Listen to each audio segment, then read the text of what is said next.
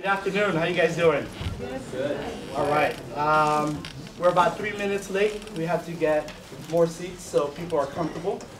Let me introduce myself. My name is Nuan Arante, and I'm the Vice President of Student Services here at Diablo Valley College. And so I really appreciate you guys coming out here and being available to hear what our speaker has to share. And I'm hoping that you guys can internalize that and lead your lives with the message that's being shared, and also hopefully affect the way we practice and how we teach and learn. So my name again is Nuan Arante. I appreciate you guys being here. This is our last of the 3 speaker series that we've had this spring. We had 2 held at the Pleasant Hill campus with Dr. Jen Wright. And in February, he came and shared his message. In March, we had Dr. Jeff Duncan Andrade, who came out also at the Pleasant Hill campus. And we're culminating that experience with Dr. Sleeter to speak to you here at the San Ramon campus. But before I turn the floor over to Dr. Sleeter, I actually wanted to introduce to you one of your own, Altamash, who is a student with the PTK, and share a little bit of information about our speaker. And but before you do, Altamash, if you could share a little bit about PTK and also yourself. Hi everyone, how's it going? Hi. So my name is Altamash. I'm a student here, and I'm part of Phi Theta Kappa, which is the honor society here on the San Ramon campus. If you have a 3.5 and you've taken at least 6 units on this campus, you're eligible. We do a lot of community service projects, a lot of things on campus, and it's really good for a lot of students who are transferring. So if you're interested, you can talk to me.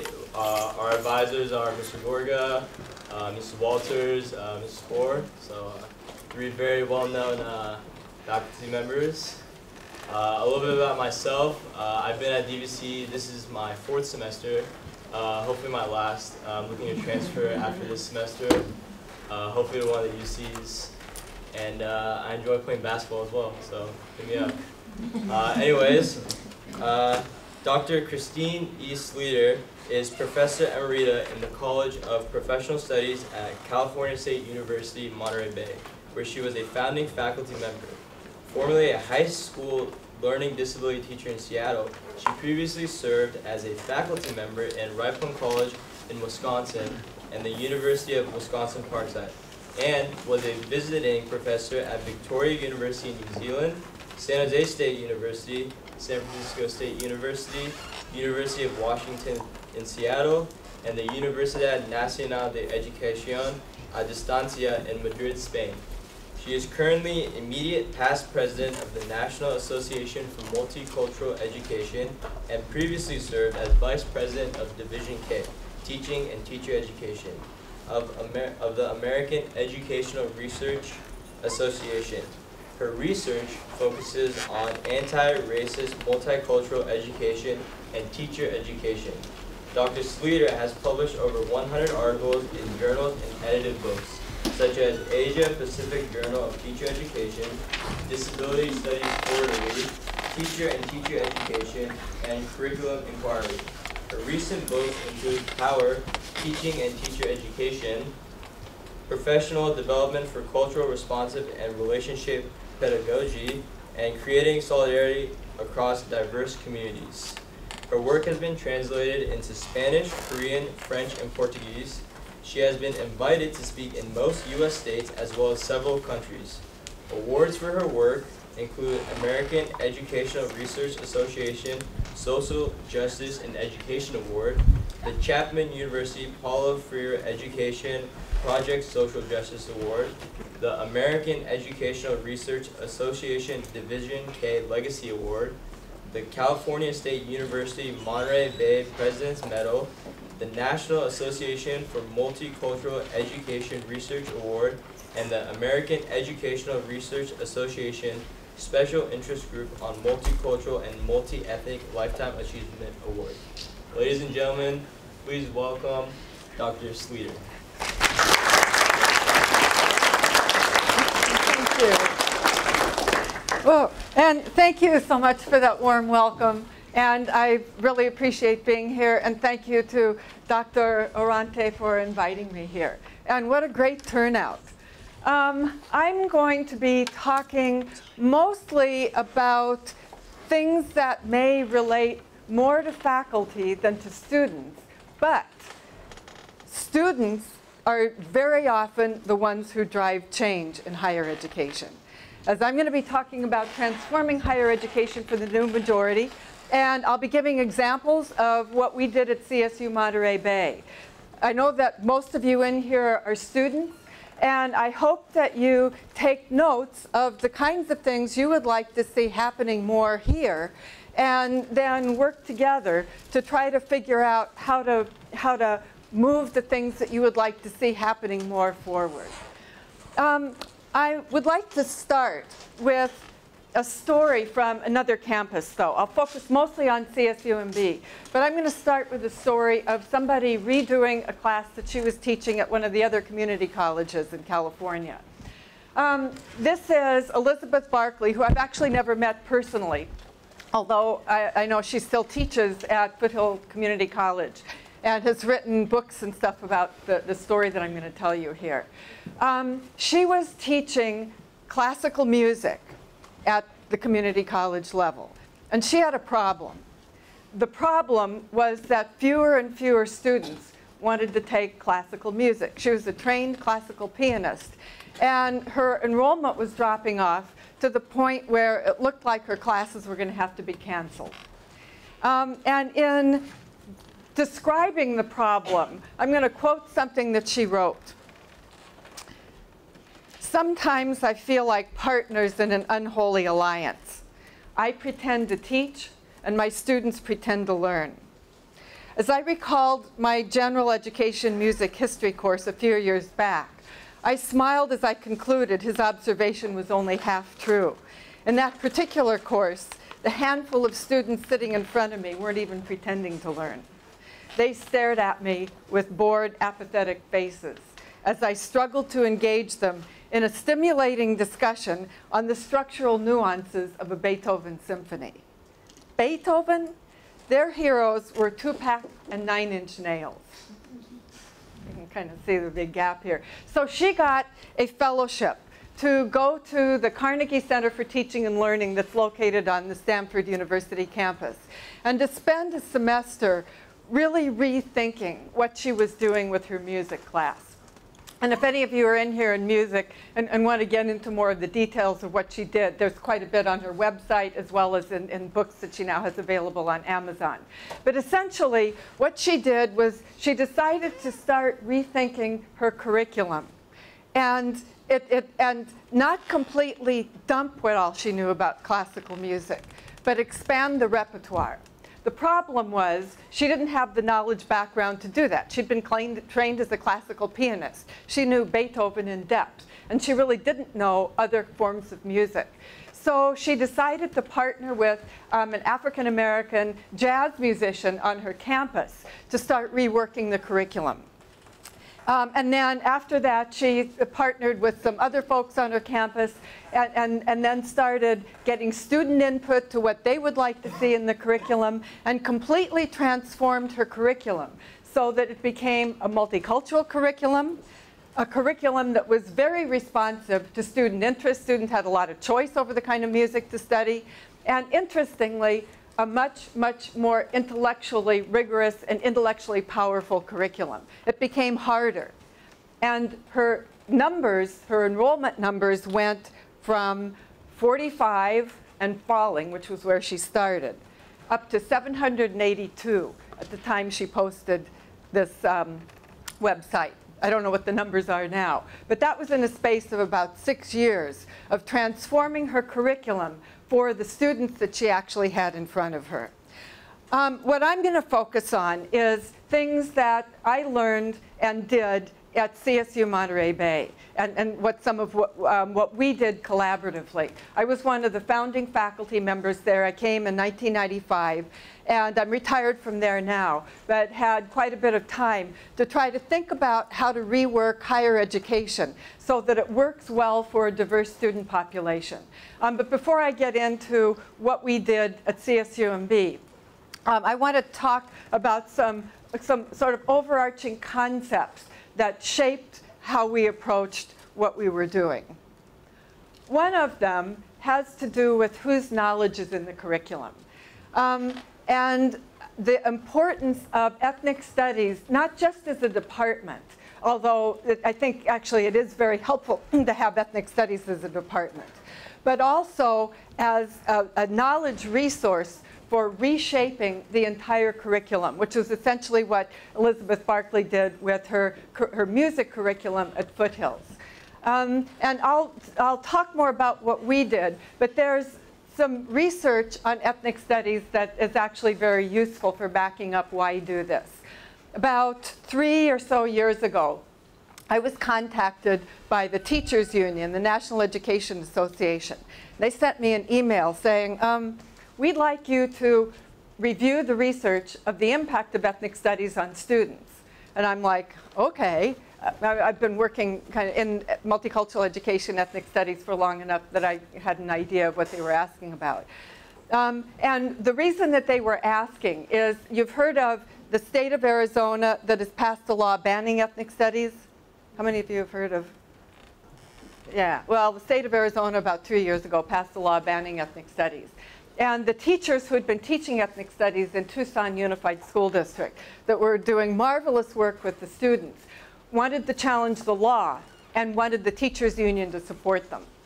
So the teachers union was like, yeah, okay, we'll support you, but we don't know what the research said. So they contacted me and said, will you write a report reviewing the research on ethnic studies? And for any of you who want to get a copy of this, it's a useful tool for arguing why ethnic studies. All you have to do is just go online. You can just Google Sleeter Ethnic Studies, and it'll come right up, and you can download the whole report. But basically, what I found was this. I divided the research into 2 piles. One pile looking at the impact of, this is going to sound a little complicated, the impact of ethnic studies on the focal group of the ethnic studies. So it would be like the impact of black studies on black students, or the impact of Filipino American studies on Filipino students. Okay, so that was one batch. The other batch was the impact of ethnic studies on diverse students that include white students. Okay, you with me? So I went to the first batch first, after first figuring out how to divide up the research, and found that there were 3 kinds of impact that people were looking at. Academic engagement, how involved the students get academically. Does ethnic studies increase student academic engagement? Academic achievement, do students learn more? And sense of personal empowerment. I looked at research in 16 different programs and these subject areas. Most of it was at the high school level. Surprisingly, not that much of this research was at the college level, where I know in higher education is where most of the ethnic studies are. And it's kind of like we teach our classes, but we don't do research on what our students are getting out of our classes. And we need to do that more. But anyway, the upshot of what I found was in 15 out of the 16 programs I looked at, positive impact on students. Better student achievement, better student engagement in the classroom, more sense of personal empowerment. The other piece that I looked at was the impact of ethnic studies on diverse student populations that include white students. And this research was mostly looking at the extent to which ethnic studies improve student-student relationships and students' cross-racial understanding, students' ability to engage across racial groups. And again, most of this research was in higher education. And again, it found a positive impact most of the time. Students who take ethnic studies tend to, let's see, what did I have up here? Positive impact on democracy outcomes, which basically means the belief that diversity and democracy can coexist and actually work well together. And better attitudes toward people who are racially different from themselves, especially if the courses include cross-group interaction. And this part was really interesting. The biggest impact tends to be on the white students. Why? because usually it's the white students who are coming into ethnic studies without ever having systematic discussions about what is racism and how does racism work. For many of the white students, it was the first time that they were able to kind of peel back the layers about racism. And for many of the white students, the first time for having structured discussions with somebody of a different race. Let's see. And then the bottom point, since diversity courses may be pitched towards white students, the campus needs both ethnic studies pitched towards students of color, as well as we need a variety of courses. Okay, ethnic studies pedagogy. It's not enough to diversify the curriculum, but it also matters how the curriculum is taught, what faculty members do with that curriculum. I've been working with a colleague at San Francisco State, plus some other colleagues who Dr. Arante knows. Allison? Yeah, Allison Tintiango-Cabales, plus some other colleagues to kind of tease out what we're calling ethnic studies pedagogy. And we have an article that's in press right now about that. But what we did was look at research on teachers who are successfully teaching ethnic studies to find out what do. Well, they embrace the purpose of ethnic studies. They realize that the purpose of ethnic studies is to address and challenge racism and to decolonize students' minds. And they don't dance around the topics or kind of work away from difficult topics. They dive right into the difficult topics and are willing to engage with that. They use forms of pedagogy, what the research is calling culturally responsive pedagogy, that regards students of diverse backgrounds as bringing strengths to the classroom and then building on those strengths. They engage outside of the classroom with ethnic communities. They don't sort of run right back to where they're comfortable with, but they're out in the community working with ethnic communities. And they've reflected on themselves as cultural beings. White people can teach ethnic studies as well as people of color. But whoever does it has spent a lot of time thinking about who they are in a multi-ethnic and racist society, and kind of how to position yourself vis-a-vis your students. And again, it's sort of like they're not afraid to walk away from the difficult issues. And this takes work, having been a white person who's sort of gone through this process, but you can do it. And then they keep deepening their ethnic studies content knowledge. Some of this for you as students may be getting a little too much into what the research says and a little kind of like not quite into, so what does this mean for the classroom? But just to sort of briefly, culturally responsive pedagogy is something that in the circles that I run with is getting quite a bit of attention in terms of teachers who successfully teach students of color. And Gloria Ladson-Billings, who I think has done a really good job of kind of synthesizing the main ideas of culturally responsive pedagogy, talks about it as having 3 ideas. The teacher has very high expectations for the student. The teacher has cross-cultural competence and can work with the curriculum and pedagogy in ways that I'll describe when I get into it, talking about our program.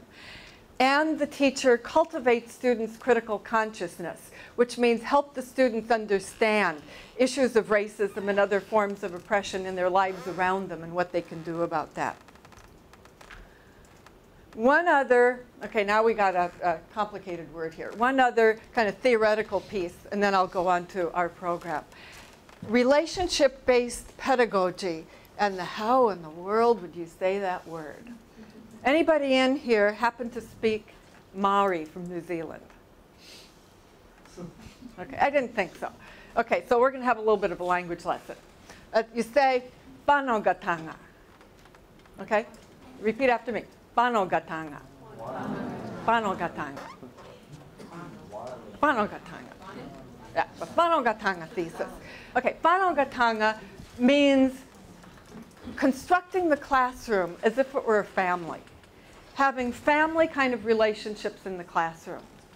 I've been working with some colleagues in New Zealand who have been trying to figure out how to make schools, both secondary schools as well as universities, work better for the indigenous students of New Zealand, the Maori students.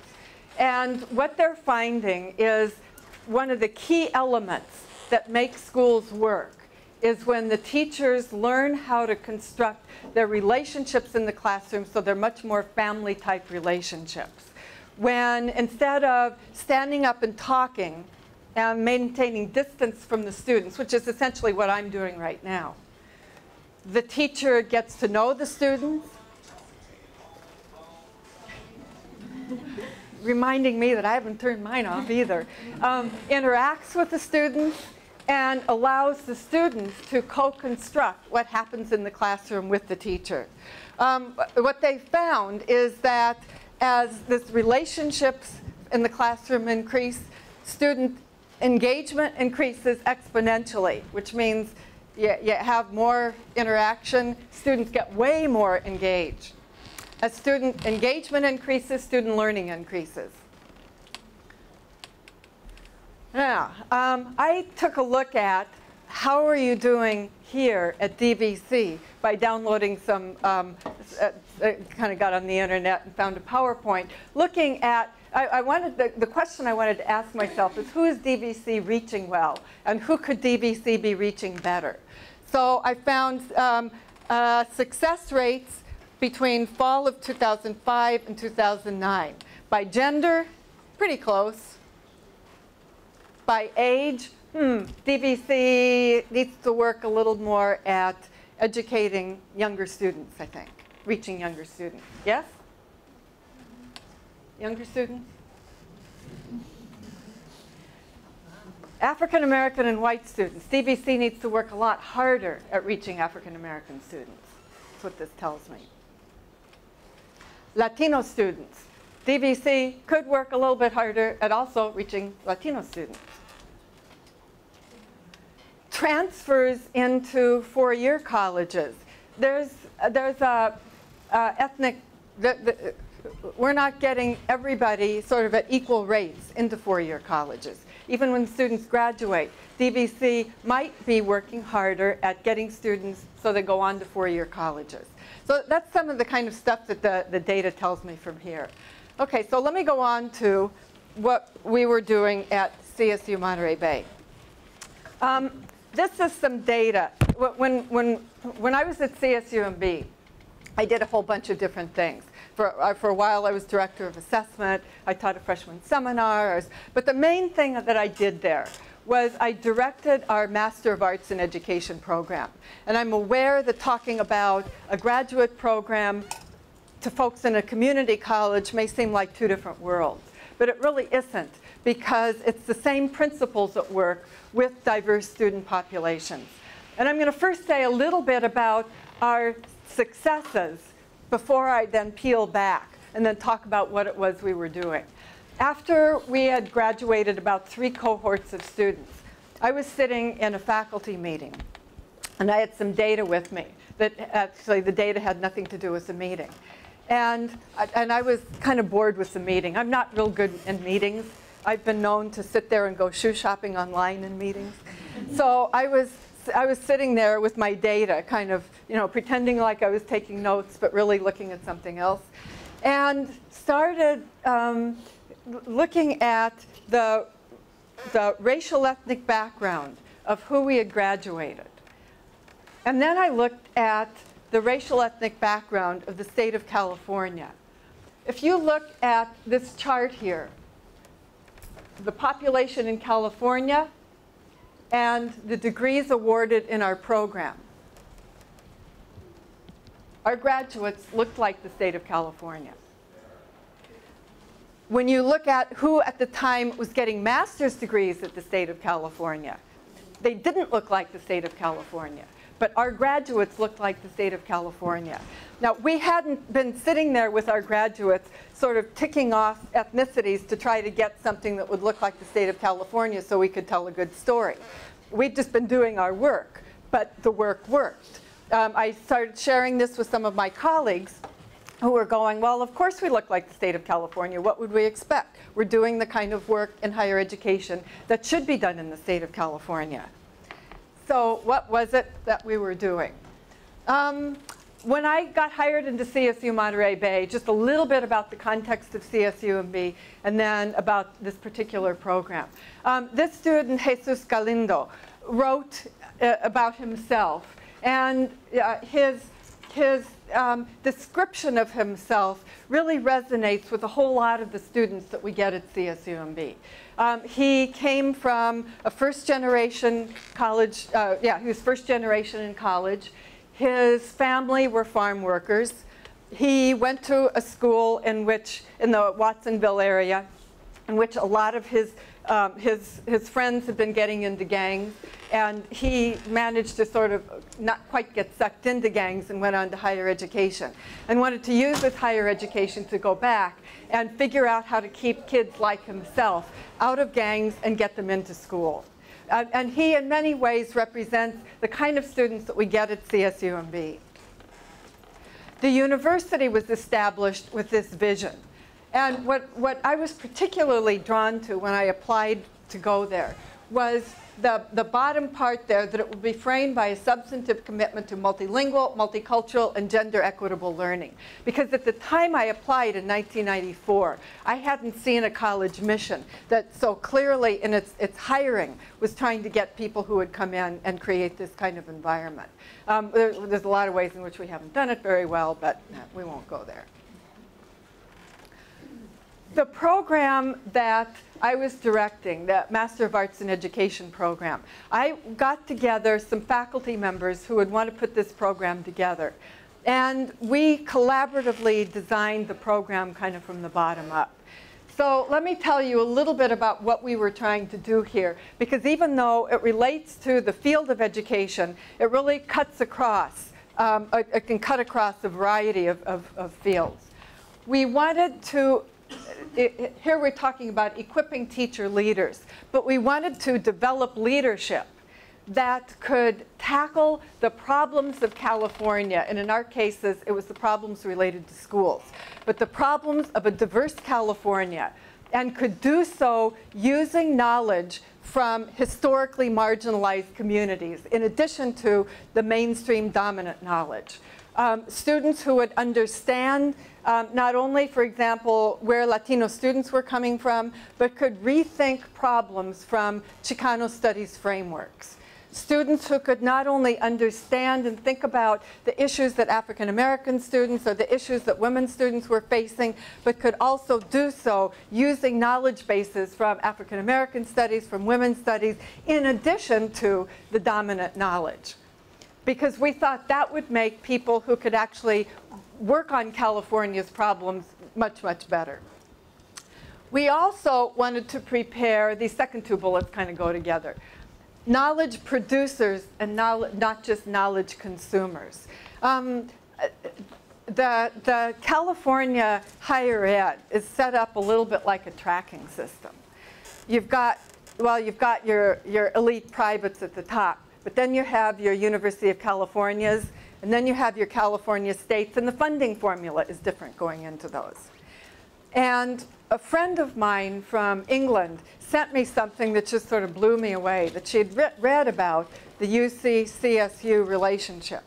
And it said that the University of Californias produce the knowledge, and the CSUs consume the knowledge that the UCs produce.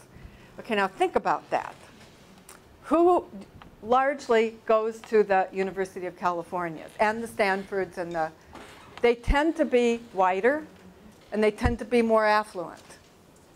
So what that was saying is in California, we've set up a system where the whiter, more affluent students are trained to be the knowledge producers. The working class and more diverse students are trained to be the knowledge consumers. What do you think?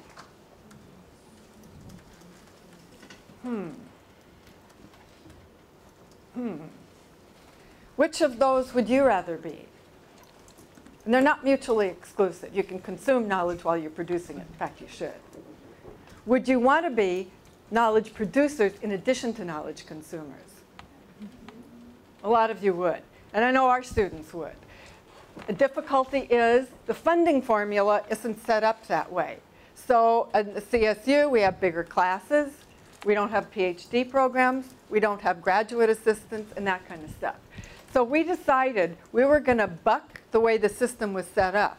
And we were going to prepare our working class diverse students to be knowledge producers in a way that they could, what I've said, kind of said it here, stand alongside the UCs or the private graduates.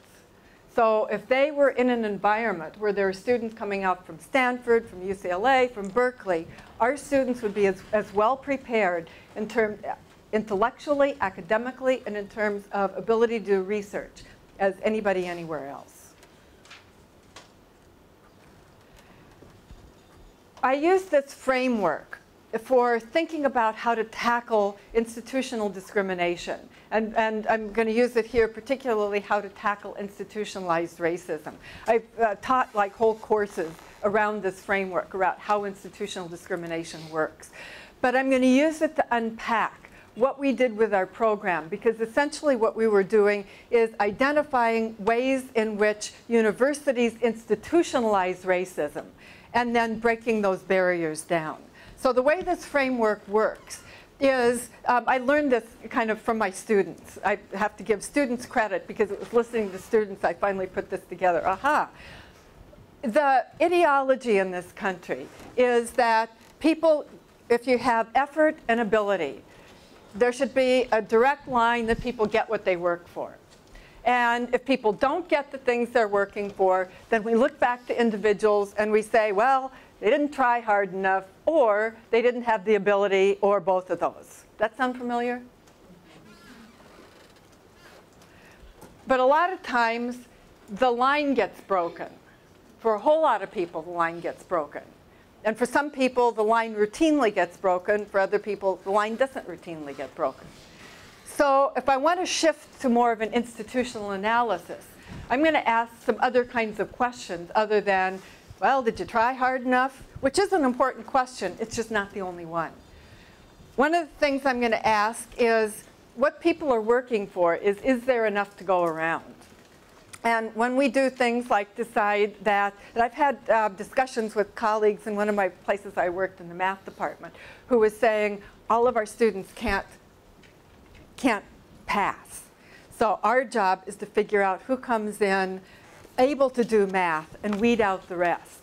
So they were starting off with the idea, student success is only some students are going to be successful, others are going to be failures. Now, that just sort of blew me away. But there's some other things that we can also look at too. And the three things I'm going to look at is whose truth are we teaching, what kind of relationships are we building, and what kind of support do we have for students.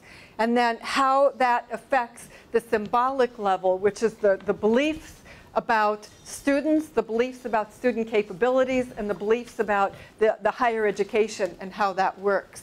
Because whether or not students are successful in higher education reflects back on how hard they're going to try and what they tell their friends. So let me start, and I'm intersecting this with critical race theory and education, which I think I'm sort of not going to go into.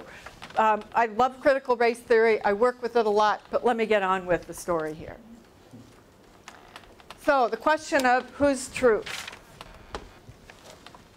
We addressed that in the program through 2 or 3 different ways. One of them was by very deliberately hiring and working with a diverse faculty. In the program that I was directing, we had changeover time of people, but generally speaking, about 4 white people, 2 African American, 1 Native American, 1 Latina, and 1 Asian American. There was no racial ethnic majority of our faculty, and that became important. We also hired people that had a social justice and a student orientation, so that people would come in wanting to work with the diverse students that we had.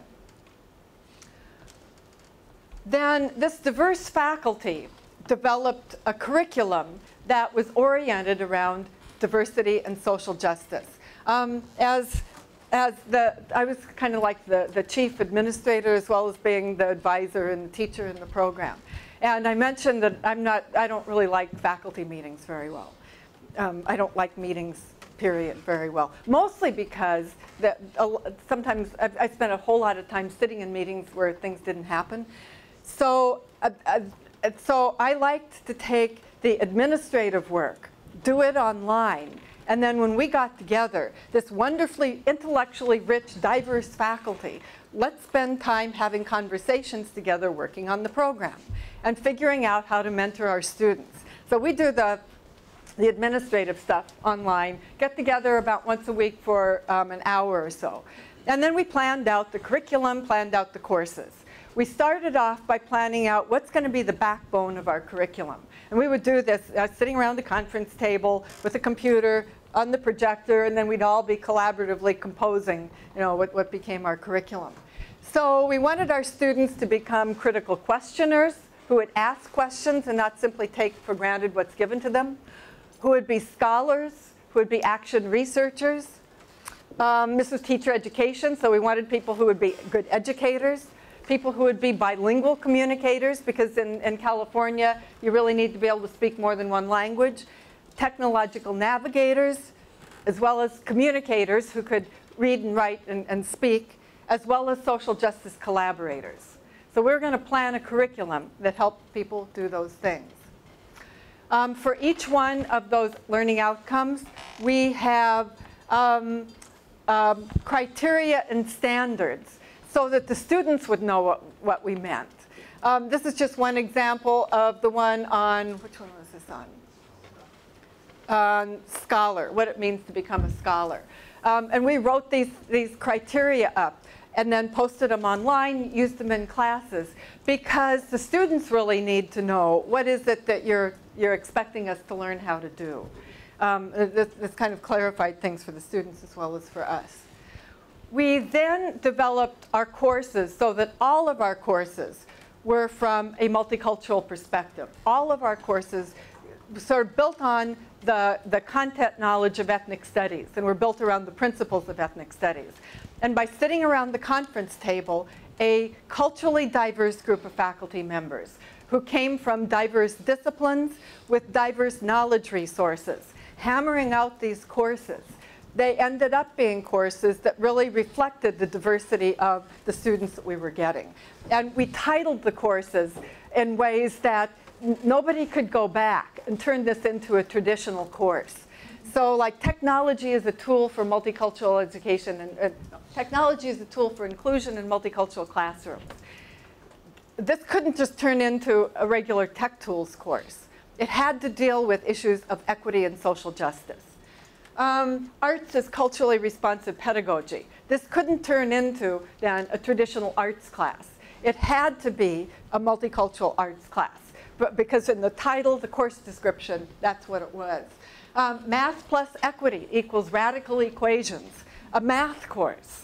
But you couldn't take, you had to deal with equity issues in the math course, and it says so in the title. So that would be a way of trying to hold the teachers accountable for doing what it was that we said that we were going to do. So the students could ask questions, hey, you're not doing blah, blah, blah. And this mattered. Let me give you an example in terms of one of the classes that I was teaching. At CSU Monterey Bay, all of our programs start with something called pro-seminar. I actually don't remember what the term, where it came from. From day one, we started having this pro-seminar for the first class you take when you're a freshman, and then the first class you take in your major when you're a junior, and then the first class you take in your graduate program. But what it does is it's kind of an introduction to research and to the foundations of knowledge in your area. And so for me, this was a class that would be the introduction to research methods in the field of education, but it's really kind of an introduction to how do we think about what we know? How do we think about knowledge? How do we think about the production of knowledge? So in putting this course together, for a while, I was the main one who taught it, and then I gave it over to somebody else.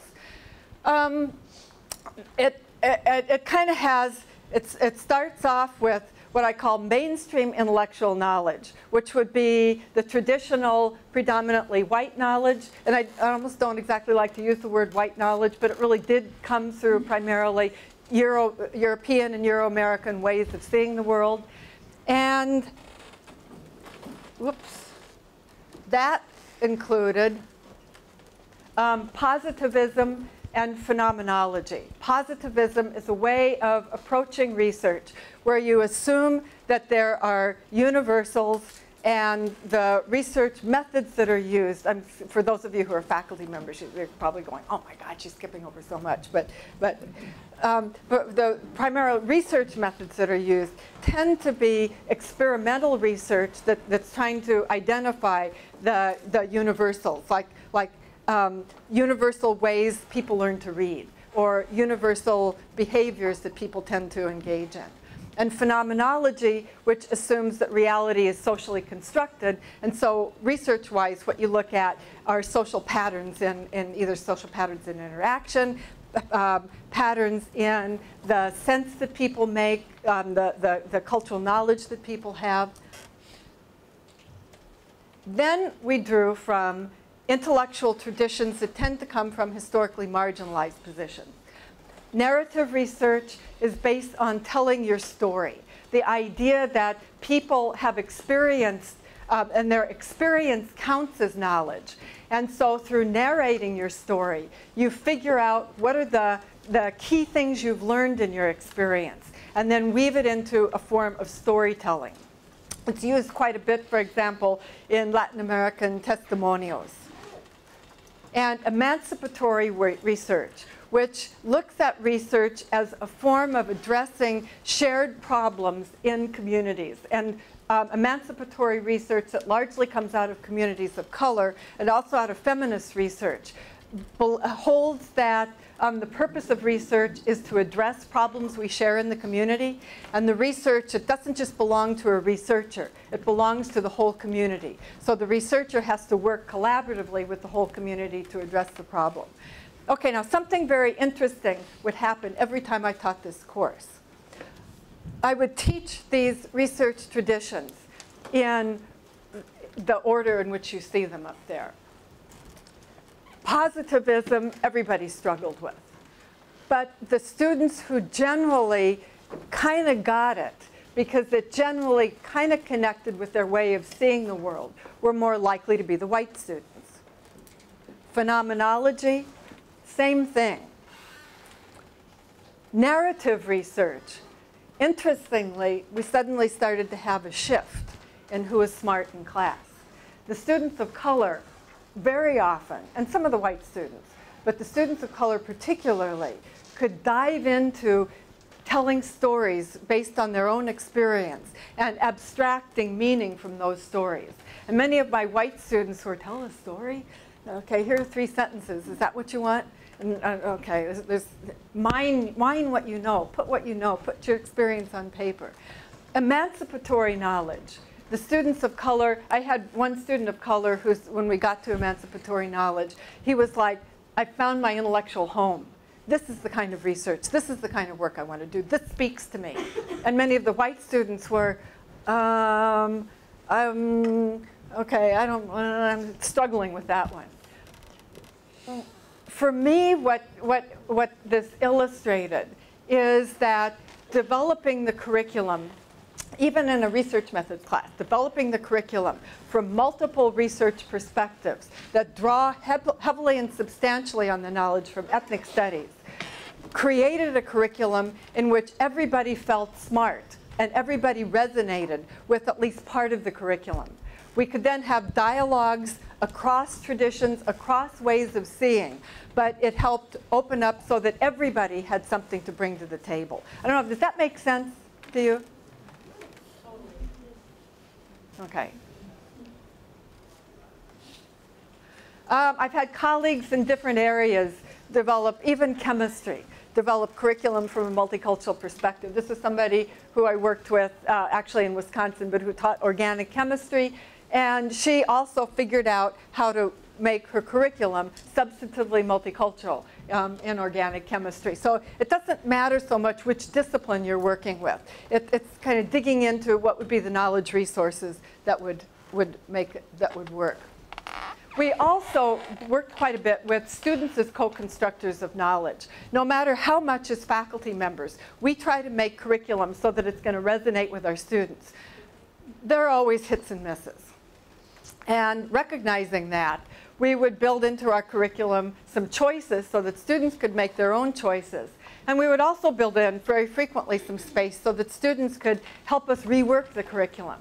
Here's an example. In one of the classes I was teaching, students, for one of their projects, they had to read a book and do a group project and a group presentation and a paper based on the book. These were the 3 books that they could pick from. Each one of the books gave social science, historical knowledge from a different points of view. And as I was going over the syllabus at the beginning of the semester, then I asked the students, if none of these strikes you and you would like to see something different, let me know. And usually students find something that they want. Well, this one semester, the class left and a Palestinian student came up to me and said, well, I'd really like to see something where I could read about Islam in America. Because I know I'm Muslim, I know Islam, I'm from Palestine, from Kuwait, but and I know that there are there are Muslims in America, there's Islamic tradition here, but I don't know anything about it. And so I said, oh, okay, well, I don't either, so let's work together on this. So she and I sat down at the computer, identified some books. She took a look to figure out which seemed to fit her needs the best. I took a look. Over a space of a week, we agreed on a book and added it to the list. Then gave the list back to the class and said, Arwa and I have revised the syllabus. If anybody would like to change your book, feel free. So several students changed their book. Easy to do, student input in co-constructing the curriculum. And it worked then for the students. Oh, the rest of it barely shows. Okay, anyway, moving right along to the framework for unpacking institutional discrimination having to do with relationships. We know, let's see, I do have notes here that I'm occasionally trying to follow. We know that for first-generation students, many students aren't sure if they belong in a higher education setting. This has certainly been the case with a lot of students as I've gotten to know over the years, and it's also been the case of research that's been done with first-generation students. One of my doctoral students at San Francisco State, who did her doctoral dissertation interviewing first-generation students, this was a quote that one of her students said, and it's really, I think, a very poignant quote, where the student was really unsure whether he belonged in higher ed. And it becomes the relationships that become critically important for helping students connect themselves, not just as brains in the classroom, but as actual people in the classroom to higher education.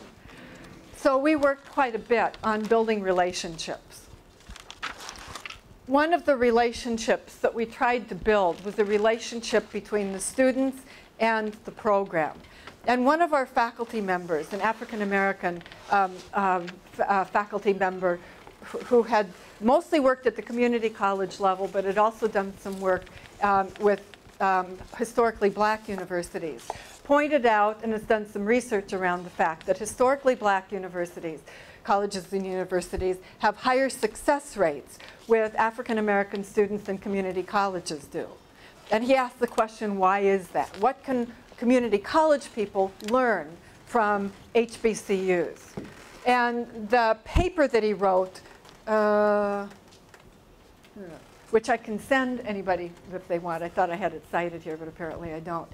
Argued that at HBCUs, a big difference is there's a commitment on the part of the faculty to building family-type relationships with students.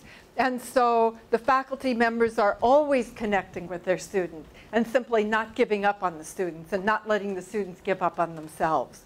And we took that to heart and tried to figure out as many ways as we could of building relationships within the program. So that active care and reciprocity became one of the norms guiding our work with students.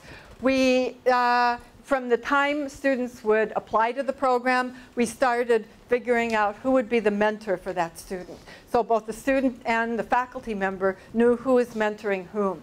And at our faculty meetings, as we got the curriculum constructed and sort of more shift toward how are we working with students, we spent quite a bit of time talking about how those mentoring relationships were going and who might be falling through the cracks, who might need another mentor. Sometimes personalities just don't work together as well as you think they're going to. We figured out as many ways as we could of building community among the students, partly by having group projects that students would work on, and also partly by having potlucks in class.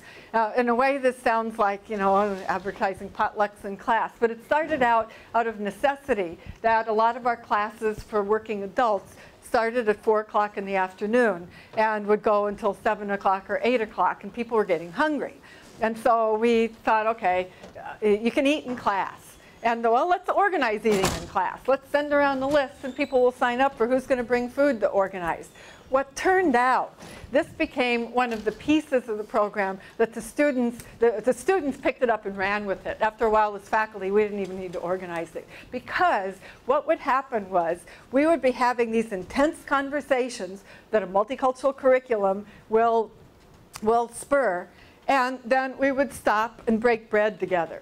And it was like the tension in the room would, and people who earlier had been at each other were then talking to each other. And then after doing that, we could dive back in. We also spent quite a bit of time trying to figure out how to negotiate student-student conflict. Because in having intense discussions about issues related to racism and homophobia and sexism and stuff, there's bound to be conflict. In fact, if there isn't conflict, you're not doing it right. So we spent time in our faculty groups figuring out how to manage conflict and figuring out how to help students grow through and faculty grow through conflict. Just a couple of examples. In one of my classes, I remember once I had students in groups doing a discussion about readings. And I was sitting with one group, and somebody came over and tapped me on the shoulder and said, we need processing over here. And so I went to see over to this other group to see what was happening. And it was a small group of students that were discussing an article on homophobia. And there were these two students that were having like this face-off. One of them was a Latina bisexual student, and the other one was a Chadian Muslim student. And they were like practically yelling, hissing at each other. And so and every time this happens as a faculty member, I'm like, oh dear, what do I do? So I sat down and, okay, you tell your side what you're feeling and thinking. You tell your side what you're feeling and thinking. What did you hear her say? What did you hear her say? And then, the tension level kind of went down a little bit. In one of my other another class, not my class, one of my colleagues was struggling with a different kind of issue, that she had a white student who felt like he had authority to dominate the discussion about everything. And he was very bright and was used to speaking up all the time. But in the process, he wasn't listening to other points of view, and he was trying to out-talk everybody else. And so we had to collaboratively figure out how to help him learn how to participate but also listen and edit yourself out and not talk all the time. And that was a lot of work. We spent quite a bit of time as faculty members kind of working that through. But it mattered. I was doing a self-study on some of my own teaching one semester and kept notes on what happened after class. And I remember the Chadian student who wrote this, that she, this was about, she told me as she was graduating from the program, and she and I have stayed in contact with each other. She now has finished her doctorate. But she, the first woman in Chad to have finished a doctorate, too. I'm very proud of her. But she said that when she came to the United States, she sort of learned how to take her feelings and just kind of shove them inside of herself, because she felt dislike towards a lot of people in the States. But you can't get through without going around showing that prejudice and dislike. She said what the program did by the building relationships in a multicultural curriculum, is it helped her understand that it wasn't people she hated, it was systems of oppression she hated, and that people she could actually work with and she could dialogue with. And I found this to be a real powerful testament from a student who had experienced the kind of teaching we were doing.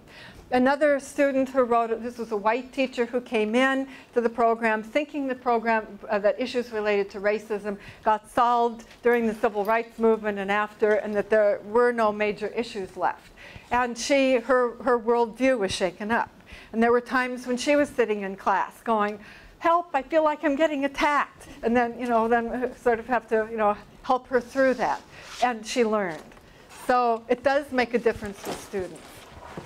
Scaffolding high expectations, which is the third piece that was critically important to making this a program that would be successful for first-generation students. We took most of our program learning outcomes, which had to do with the research core for our program, and figured out how to scaffold, how to help students develop research skills they didn't have. And the whole importance of this struck home to me when one of my students who had been a Hmong refugee was getting ready to write his thesis. And this could be any student writing a research paper, really. He was ahead of the curve in terms of finishing the program. And we didn't have all of the helps and models and supports in place that we put together later. And so I said, so he was coming in to meet with me, and I said, okay, how are you doing on, writing chapter 1? Oh, I'm doing great. I'm doing great. Well, can you send it to me as soon as I get it done? What he finally sent to me, it was almost incomprehensible. I couldn't make sense out of it. So I called him in. Tell me how you went about writing this. And he said, well, I've never seen a thesis before. So I got one from somebody else. And then I kind of copied what they did.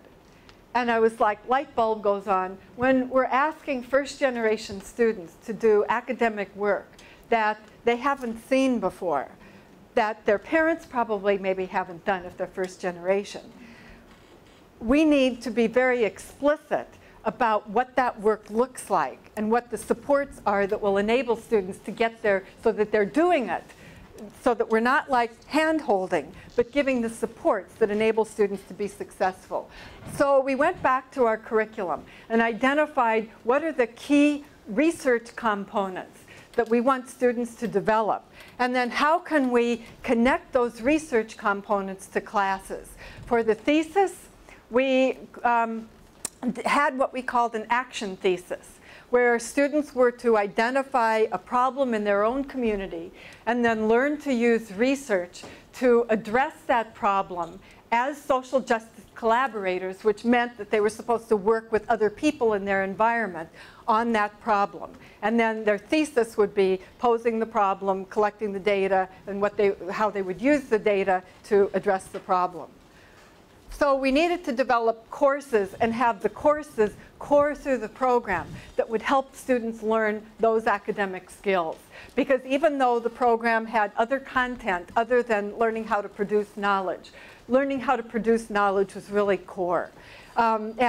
It was a program in a master's degree in education. So students were learning things about teaching and about culture and about human development, but we're also doing it in the context of learning to produce knowledge. And this really mattered. One of the students wrote this quotation when she finished about how powerful this type of teaching was for her. That she says, they gave us the tools to the hungry man, as the old Chinese proverb goes, but to teach the hungry man to fish. That she learned to become a research problem solver on her own, in her own work environment, through learning the kinds of skills that we had scaffolded. And then the successes then become advertised to other students, so that it was really building on the successes with students that then drew other students into the program. And I had a number of students come in and talk about wanting to be there because they heard from their friends that if they go to this program, it will help them do complex academic work that they might be failing if they're in other programs. How did we know that the students then did learn how to stand alongside students from the elites? Well, partly by where they went after they finished the program. For a while, I'm retired now from CSU Monterey Bay, but for a while I was keeping track of where they were going. And we had graduates who became school administrators and who are making a difference as school administrators, teacher mentors, teacher professional developers.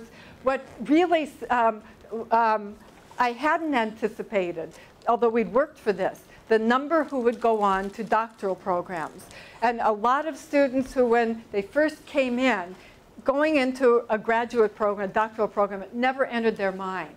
But having been pushed to do challenging academic work that was beyond what they could visualize themselves doing, they were then choosing to go on to become, to doctoral work. One of them, who's on the list there, who I just saw on Facebook a couple of days ago, has just now, let's see, this is one who I've had, who I had through a bunch of classes, who is now a faculty member at New Mexico State University. She just chaired her first doctoral committee, and she's Latina, and so the doctoral student is Latina. And so now she's helping to build the same pipeline for other students. So it's that kind of leadership that not only us transforming our program, but who can go out and then transform the world that they're around that we were after. So I'll just close and then leave a little bit of time for question and answer. But of this closing quote from Critical Race Theory, there's an idea here that for me has been critically important to even learning how to do this kind of work. And that is that humanizes people of color and draws on their experience as strengths to learn from, rather than as deficits to correct. I think in all my years as a teacher, it's been my students who have been my most profound educators. So thank you. And I'd love to take questions.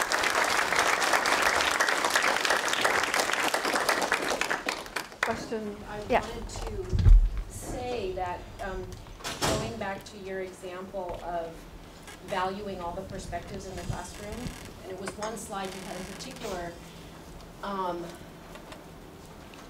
about the white perspective in the room is sometimes so culturally far away from the students of color that we're not even speaking the same language, not only literally but culturally, to the point where the white, just to dig into a really deep issue, the white girl in the classroom may have chosen to get an abortion at some point in her life because her culture says you don't stop yourself by making any mistake of that sort, where a student of color might not make that decision and hold herself back, as the white person might say. That's just one example. And I don't have really any political view on that particular thing, but I'm just saying in terms of choices and what different students do and how they even speak that language. And that the students of color have a much broader sense of community, and that the white people sometimes don't get that. Broader sense of community, bringing that community into the classroom and speaking that language is something we all need to work on. I'm actually in the middle right now of writing a novel about exactly that, about a white person sort of grappling with how do I position myself and feeling like I don't have community in the context in which, but as a teacher, what has always been important working for me has been to try to find both the content relevant reading material that will help surface diverse points of view, and then activities that will engage students in talking about those diverse points of view with another slide I didn't include, but I use is rules of like discussion, which students usually don't remember. We go over them, and students don't remember them until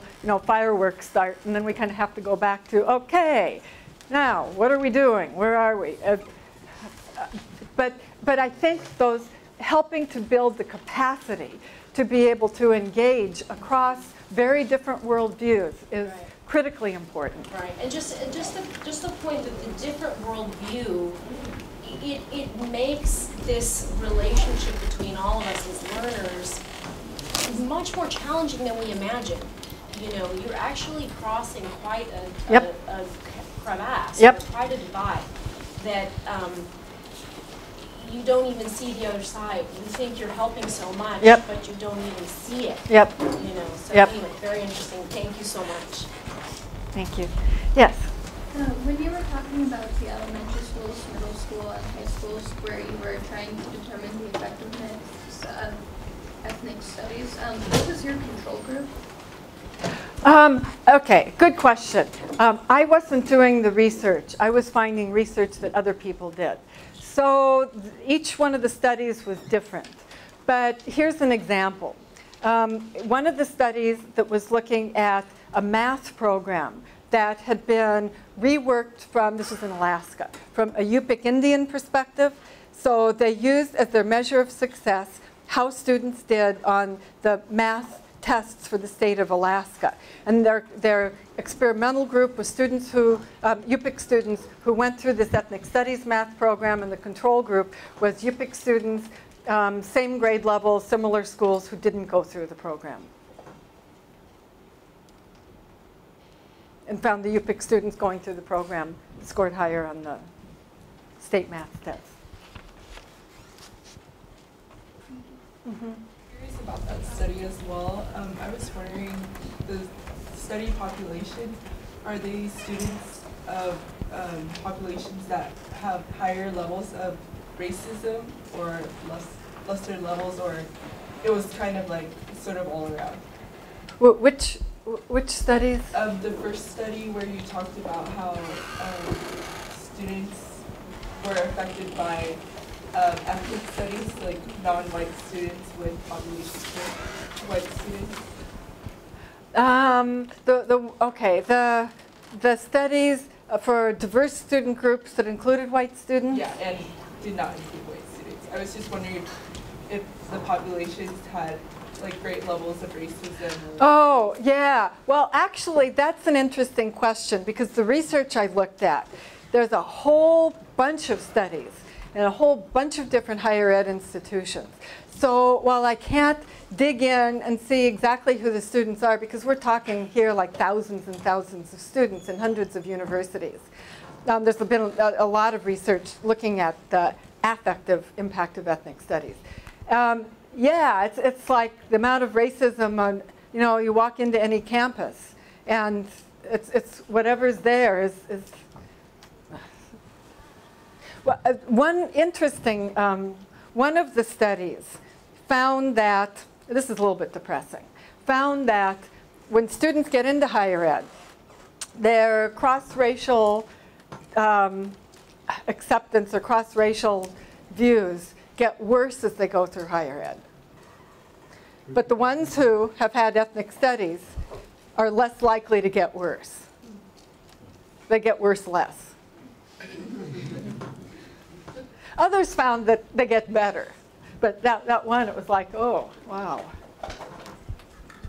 Talked a lot about the program and its focuses. Can you tell me at UC Monterey, is this like fulfilling general ed? Is this some extra thing? How did the ethnic studies program fit into regular college education? The program that I was talking about was a graduate program for teachers. And it was the only graduate program for teachers. We didn't want to have a regular program and then an ethnic studies program. It was just, this was the whole program for teachers was an ethnic studies program.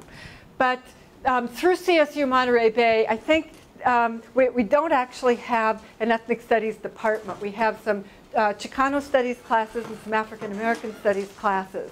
And then there's a whole lot of ethnic studies content that's woven into a lot of other classes. And that depends on which department. Yeah. That makes a lot of sense. Yeah. And I think, actually, the whole time I was at CSU Monterey Bay, I thought we would get farther if we sat down and just systematically had a conversation about how the curriculum could be designed from a multicultural perspective. At CSUMB, people have heard me do this presentation, but we've never actually sat down as a community and worked on the different elements of it. The group I worked with that I told you about, we did, but the campus as a whole didn't. And I think people get busy and it sort of didn't happen. You talked about how you're integrating research into like more of like CSUs and into the community college system to become, I think you said research producers. And I was curious, like, is the curriculum equivalent to like UCs and CSUs as far as research? Because I know like they have more opportunities for like hands-on research, and here it's more of us looking at research and then experiencing it. What do you think is the difference? Oh, I haven't ever taught at a UC, so I'm actually not sure what goes on in the classes. Do you know? I think for me, part of it also is making the way and creating counter spaces to what really is known as traditional research versus what research means to the student and the community, right? So often there's a separation between the knowledge of the community and who the research and the researcher is. So I think that to me is where the distinction is. It's not wrong. One is not right, one is wrong. It's just, I think if we're creating change, right, for our community, that we need to understand those two things and then just find what resonates more with you. So the message that I get here is, again, how do we humanize the experience of teaching and learning? And that takes a different kind of research than what we're traditionally taught as a society. What was interesting about the whole idea of action thesis, action research, our students, regardless of what their racial ethnic background was, tended to come in with this idea that research is something that people who aren't at all like us produce, and it sits on a shelf somewhere, but it has status. And people like us, we don't produce that. And what we really wanted to do was deconstruct that whole knowledge of what research is, why you would do it. You may do it, you may write it up. I actually encourage people to write up the research that they're doing so that other people can read it, because some of our students have done really, really interesting work that has a whole lot of benefit. But it also needs to have some practical benefit. If it's, one of my colleagues once told me about when she was thinking about research that she couldn't see, why am I doing this? She was an assistant with somebody who was measuring eye movements of students in reading. And she was interested in Chicana studies. And she was like, this doesn't have anything to do with my world. And so she got out and then went into something that had something to do with changing her world. But it's sort of deconstructing what is research, why do we do it, who do we do it for? Those are, I think, real important conversations. Like earlier you mentioned how UC schools and the private schools are the producers, and then we're more of the consumers if you go on the CSU side and the community college side. So does that trace all the way back to the funding of the schools? Okay, so everything can be traced back to that, basically. Yep. So because we don't have the... Yep. Yep. Like at the CSU, our teaching loads are heavier, so it's harder to do the research. So, yeah. We don't have the graduate assistants, our class sizes are bigger, and so it's not that you can't, it just sort of skews things in a certain direction. Yep. Well, I just have a comment.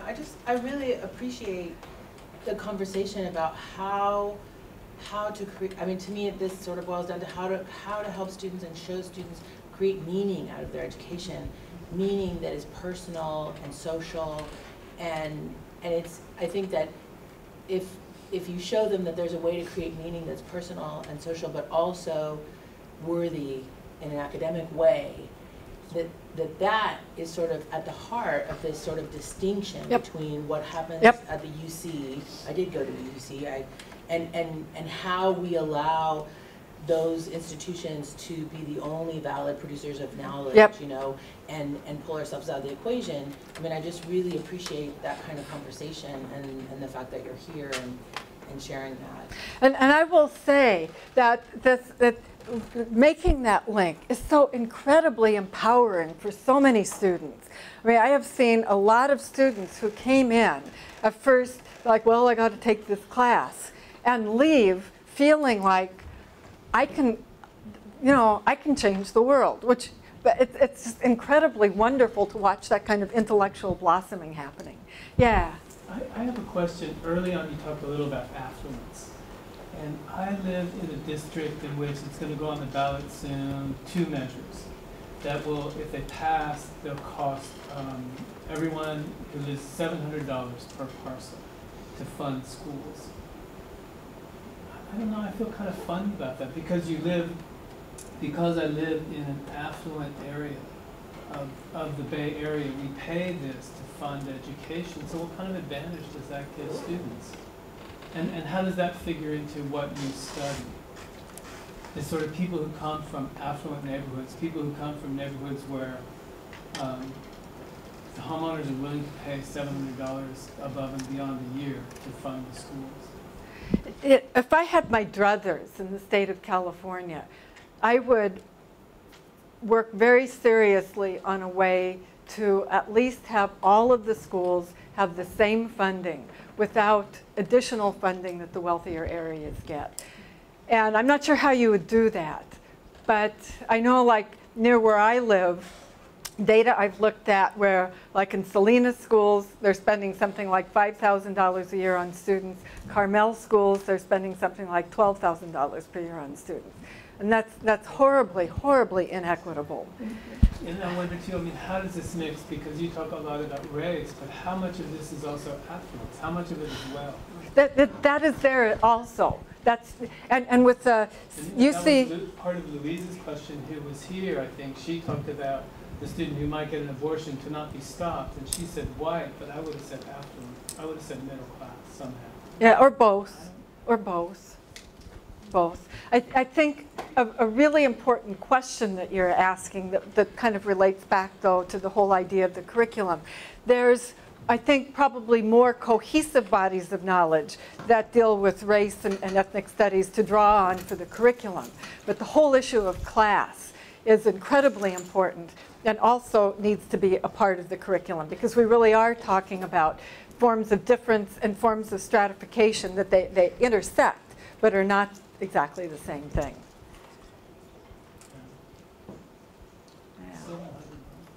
Yeah. I would imagine part of the problem is that there's far less research on class in the U.S. than there is on race.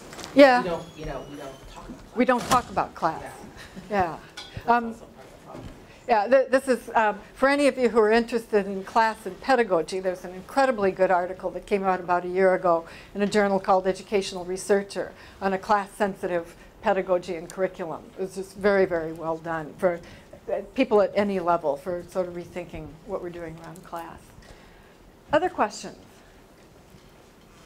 I was wondering if you could comment, so given your discussion on patterns of engagement and increasing student success of color, with more classes being pushed to online given like decrease in funding, what you predict for that for students' patterns of success, if you worry if there's strategies for increasing student success online. Yeah, that's a really, really good question. One of a doctoral student that I was working with in the, did you know Ray Kopp? In the program at San Francisco State was looking at exactly that question because he works at Cabrillo College. And the research that he was able to find asking who participates in online. And he was particularly interested in Latino first-generation students because that's a lot of the students who are at Cabrillo, was indicating that the success rate and participation rate is lower for Latino first-generation students, which raises the whole question of why the push toward online education. I have had friends and colleagues who have done, worked real hard on trying to make their online classes culturally relevant and culturally engaging.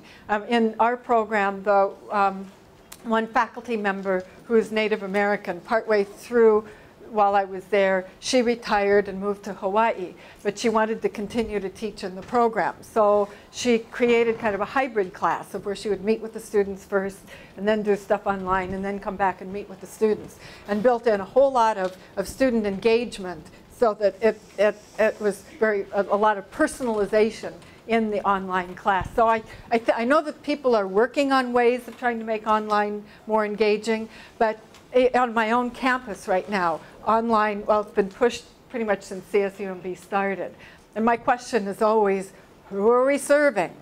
Let's figure out who we're serving and who we're serving well, rather than trying to jump onto something where we may inadvertently serve our primary students